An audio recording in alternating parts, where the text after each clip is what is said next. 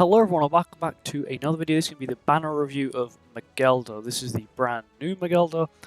I'm going over her skills and her passive. Give me 1 second, just need to quickly open a Growing Cross database, as I forgot to translate her skills. Here we go, it's open now.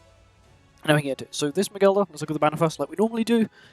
I'll get into the Megellda bit at the end, but we'll go into the banner. Gerard, she's not the worst. Jericho's bad. She's not too bad. He's not good. He's not bad. Not bad. Bad. She's actually still very decent. Blue Megellda. Scardy's good. Yorm's always very good, and Champion Millie is not the worst, but it's definitely there are better replacements. So this brand new Megellda, we're actually going to it. Let's look at our animations. Why not? Whilst we're at it. So this card here is a deplete ult gauge single target card. At level 1, you're looking at 1 ult gauge, 1 ult gauge, and 3 ult gauge. It's the old card, it's still not the card Terry has. If you do not know, Terry from the KOF collab has a card that at level 1 does 1 ult gauge, 2, and 3, which is actually very good. Let's look at the animation, just because we can. Very typical Megellda style animations. Not too bad. This card here is a cleanse. This card here is identical to the Blue Elite, which is she cleanses all debuffs from allies. Level 2, she adds 1 solidify. If there are any debuffs removed, additionally adds 1 solidify for it, and then applies a 1-to-1 ratio. So for every 1 debuff, it cleanses you as well as giving you 1 solidify per debuff. And of course, this is the normal Power Strike ultimate, but let's look at this animation first. Not too bad. Okay, now on to her passive, which is translated to the words "trust me." In Demonic Beast Battle, this hero uses a skill, increase HP related stats of all allies up to 30%, and increases the ult move gauge by 1. So it's exactly like Red Tonar, apart from she works in every Demonic Beast. And when the hero cleanses a debuff with her skill, so let's just say everyone on your team has a debuff, and she cleanses it, they all heal 20% of their max HP back. So it's not normally the healing cards are based off your attack, which normally isn't the best, because sometimes you have lower attack than you do HP, and you don't really have that much attack, especially for a HP defense character. But because it's max HP, it means those HP defense characters will be healing a lot of HP back, which is really what you want. Unfortunately, her relic does not work at all on this, which is kind of upsetting. Let's get the animation going, because why not? Overall, in my opinion, there are way better characters. She is a worse version of Blue Megellda, and if you do summon the banner and you get Blue Megellda, and you don't actually currently have Blue Megellda, you've come out with a profit, and I would say leave. She might have plans in the future, but currently I don't see any use for her. You know, maybe you could ult rush with her, right? But they're still not the best.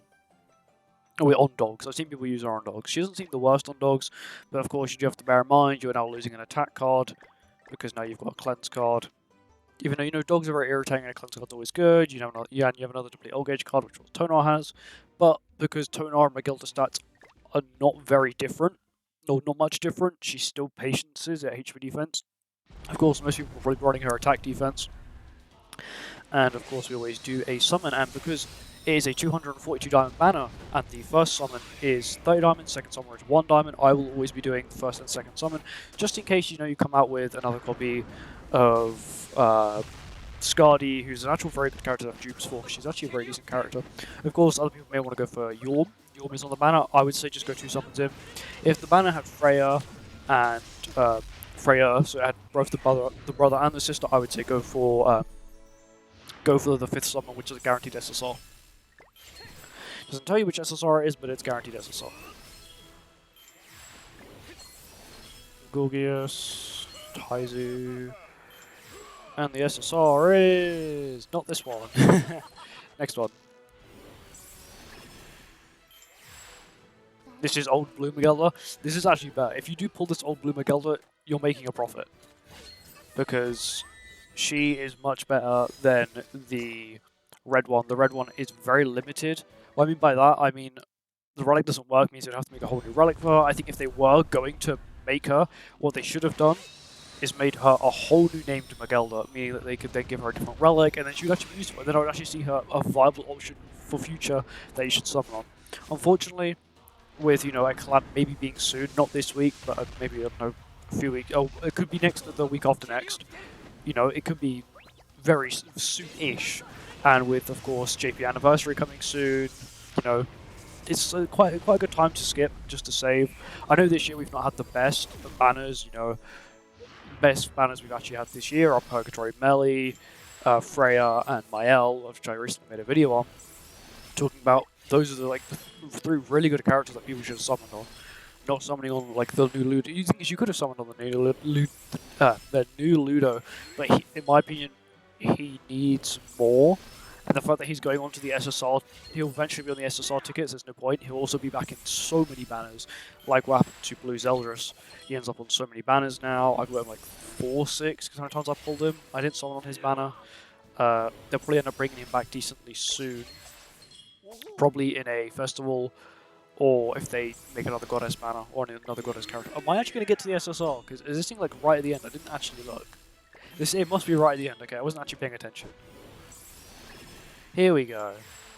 And we got 2 blue Megelldas, so in theory I've come out with a profit. I'm pretty sure on this account I have blue Megellda like 3-6 already. Blue Megellda is easily probably one of the best characters on this banner, being blue Megellda, Skadi, and Jormungandr, not in that order, but just in general, on this banner. These ones are mid, but these 3 are probably the best 3 you can get. This red one, if you want box DC, then yeah, you can do the 242, because it isn't actually that much of an expensive banner. But, you know, if I go onto my Megellda, I'm blind, she's right ahead of me. She is 6-6 now. Now I have 2 6-6 blue Megelldas on my main account, on global, and now my JP account.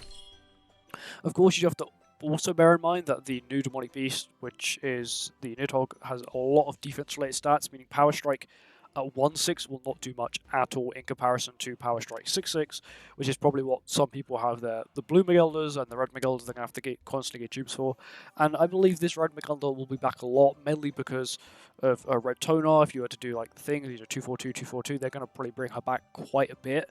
Mainly just so people can get dupes for her. She's a Demonic Beast character, and what we've realized recently is they try and always add Demonic Beast characters everywhere to make it so people are able to do the content. I do highly respect that, but I do think that having them on so many banners, what I mean by that is like yes, you could put them on all these festival banners, but 9 times out of 10 you're still not going to pull them. You're probably going to pull Green Escanor, Blue Droll, you know, characters like that. So why don't they just make a banner like the SSR tickets, just make it so 1 week you get normal SSR tickets, the next week you get Ragnarok SSR tickets, because they've got enough characters. Okay, this Megellda will make the 15th Ragnarok character. Catastrophes, 15. There's now 15 of them. I know one of them is a seasonal. She doesn't need to be a seasonal, just put her on the ticket banner anyway. I think it would just make it much easier. I think she'll also be added to the not the SSR tickets, but the SR tickets where all the other Ragnarok characters are added to. If you don't know, this banner here, scroll all the way down, has the Ragnarok characters in it. Of course, the chances of pulling them are very, very low, but of course, if you do want to summon for them, I don't recommend doing it, because look at all the characters you could get. Like, I'm sorry, if I end up getting, like, Blue Gothar, I'm not going to be happy. Or I could have got Freya. But, you know, if you get lucky, you know, you might be able to pull one of these characters. I'm guessing she'll end up here with this Megellda, because she isn't a special event character. You know, she's not got no special properties. Who's here? Probably Sigurd's here. No, Sigurd's not even here. Sigurd comes under human. But yeah, there's no Ragnarok characters in this one, only in this one. But anyway, that's it. Thank you for watching this video. If you enjoyed the video, like, comment, subscribe, and I'll see you all in the next one. Bye bye.